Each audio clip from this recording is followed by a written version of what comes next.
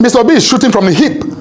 He's not looking, he's not taking an aim. He just, shoots widely like, what we used to see in movies back in the day, in the Wild Wild West. He is not being rational. He's absolutely irrational in his thinking and in his public commentary for a man who was governor for 8 years, who left nothing to remember in Anambra State by way of a legacy or transformation. But all of a sudden, he served as governor 8 years. He didn't have the wisdom or the smarts to change Anambra State, to make Anambra the beacon, that example of, governance in the country. But then, he runs for president, in 2023. And then now, he didn't win. He's sulking. Rather than actually get a perspective and, figure out what he did to lose so he can do better in the future. He would think that he can bring down the government by simply, being maliciously deceptive. That is wrong. I'm not somebody to, to go on that offensive in that manner. But Mr. Obi has crossed the line so many times. And I think that at this point, he has coming to him whatever he gets, he needs to manage it. Hello guys, welcome back to my platform. You see, Mr. Felix Morka has threatened Mr. Peter Obi regarding his New Year speech about how the country has been in a mess. We all know that the country is in a mess. And this government is all about who says the truth. Anytime you say the truth, they will come for you. They will come for you. So, what is wrong with what Peter Obi said? He said that the country is in a mess, it's in disarray. There's no rule of law. People are hungry, people are dying. And the administration or the presidency, they are busy in frivolities, doing what is not important at the moment. And for him to go for him this way, saying that he has crossed the line, what exactly did he say that made him say that he has crossed the line? He not only said that he has crossed the line, he said whatever he sees that comes his way, that he should take it like that. That is a threat. That is a threat. A direct threat on his life, on his personality. You see, the APC has been in power for the past, 10 years now. And they are not very good at rule of law. The very things they criticize the PDP government, in fact, they are doing the worse than what PDP did. When PDP were in power, they did far better than them. But this time around, if you criticize them, you are in trouble. If you talk about them, you are in trouble. If you say anything about them, you are locked up. You are silenced. But this time around, I don't think it's going to be business as usual because Mr. Peter Obi is not a walkover. He's not somebody you can just push around. He's a man of the people. And he has come out to say, have I crossed the line? What did I say that warrants such utterances from an APC spokesman? I would like to watch what Mr. Peter Obi said on the New Year Eve. And let's see if he actually crossed the line. Then I will also play you the reaction of Nigerians to tell this APC government that this is not business as usual. And Mr. Peter Obi is not a walkover. It's not somebody you can just do away with. And if anything happens to Mr. Peter Obi, the president or the presidency or the administration of this country should know that they have beaten more than they can chew. And the people are ready to lay down their lives. They are ready to put their lives on the line so as to protect that man. 2023 was a mistake. And this time around, Nigerians are not having it. They're not going to let history repeat itself again. Let me let you watch these videos. What Mr. Peter Obi said and the reactions that have been trolling the internet. I'll see you in my next video. Hello Nigerians, Happy New Year.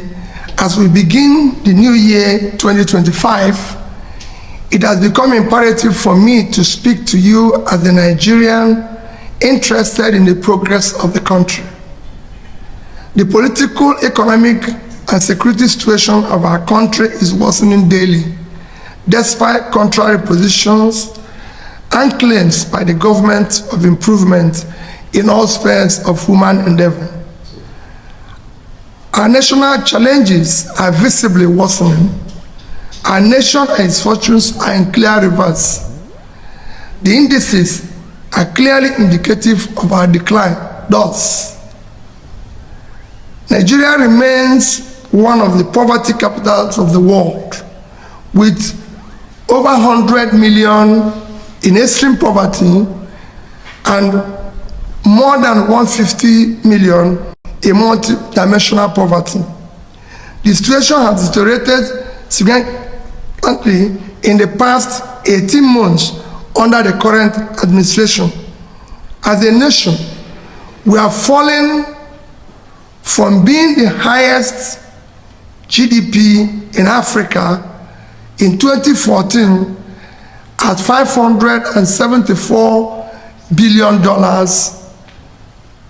and per capita of about $3,500 to now ranking the fourth with a GDP less than 50% of what we were a decade ago, about 200 billion, with per capita less than a third, about 1,000.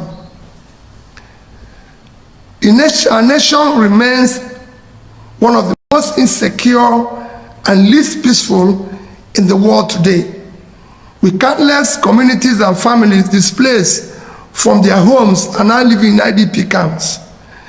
According to the Global Peace Index report, Nigeria ranks 143 out of 163 countries in terms of peacefulness, an indicative of high level of distress. Food insecurity has become a national norm, making Nigeria one of the hungriest countries of the world. Gainfully employed and middle-income Nigerians now spend nearly their entire income on feeding, with some resorting to borrowing to eat, just to eat. For those living on margins, low-income earners and unemployed, the situation. I think Mr. Moka is playing a script. He's possibly trying to impress his masters, because he was talking about P2B's achievement in Anambra State. I think he has to go back and read properly before, tempering to address P2B's performance in Anambra State. But first of all, we have to warn Mr. Walker, or whatever he calls himself. Felix Walker. Prince Walker. Obedience are very patient people. We are wounded in 2023, and we accepted it, and we kind of accepted our principal's plea for us to be calm. But let him be warned that anarchy is at the corner. By the time he starts to threaten P2B, he has no right to come and, speak the way he's speaking. P2B is a decent man. In fact, Obedience are angry with P2B. Okay, let's talk about what Peter Obi has said, right? He's expressing concerns about Nigeria transforming into what he calls an authoritarian and repressive regime. Do you share his view? Well, P2B as an opposition leader, you're not expecting P2B to come and, say hallelujah songs to the government. The government is practically not doing what it promised the Nigerian people. And there has to be someone speaking here. In civilized countries, they face themselves and they spill all these things face to face. Is it because our democracy is dragging? You should be able to accept criticism. And I have not seen anything P2B has said that is too bitter for anyone to accommodate. P2B has done a fantastic job of being an opposition with concern about the Nigerian people. We are calling on the APC government to call Prince Moka to order. He has to withdraw his statement. In fact, he should be arrested for threatening the opposition that he has crossed. Which line did he cross? We are telling the government what they ought to do for the Nigerian people to live. People are dying of stampede. People are hungry. The transportation system is not working. Bad roads everywhere. The hospitals have no equipment. So what else do you expect Mr. P2B to say? We are even not happy. The Obedience are not happy with P2B that is not doing enough. And we are telling Felix Walker. So what do the Obedience expect Mr. Peter Obi to be doing? What we expect him to do now is exactly what he's doing now, pointing those areas where the government should pay attention for Nigerian people to be able to breathe. And that's why we find it absurd that someone, I think he needs a position in the APC. I think someone should go and ask him what his problems are. How can you say Mr. P2B is crossing the line when Obedience are well, he's the National Publicity Secretary of the APC. I mean, he should publicize something else, not P2B. P2B is one of the best opposition leaders they can have. What's your message to the APC and also to the Nigerian public when it comes to fostering a more inclusive and respectful political discourse in Nigeria? My message to the APC is that we, like I said earlier, we have obedience in APC, we have obedience in PDP, we have obedience everywhere. We urge them to go directly into what they promised Nigerian people, those dividends of democracy that they promised Nigerians. We need it now.